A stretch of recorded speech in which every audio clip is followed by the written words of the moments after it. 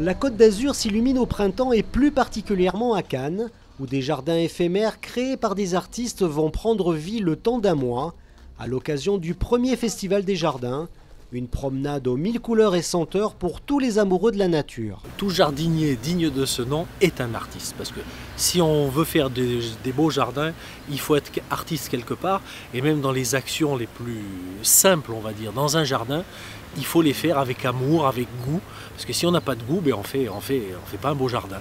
Donc ce sont tous des artistes, là particulièrement ceux qui viennent concourir, ce sont des gens qui font des œuvres, vraiment, des œuvres végétales, des jardins éphémères.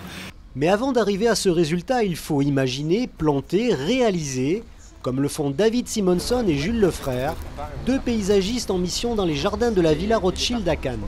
La difficulté pour nous ici, c'est s'adapter au terrain, s'adapter à l'existant, s'adapter à un cadre en fait, qui est quand même très en lien avec nos végétaux.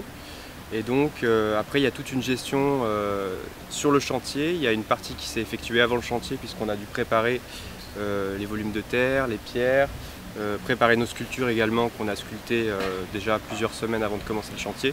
Et c'est un peu ça notre histoire, le fait qu'on met en rapport l'homme et les plantes.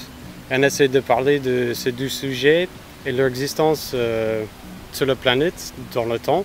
Cette œuvre appelée le jardin de la 6e extinction fait partie des nombreux jardins qui sont à visiter pendant tout le mois d'avril sur la Côte d'Azur.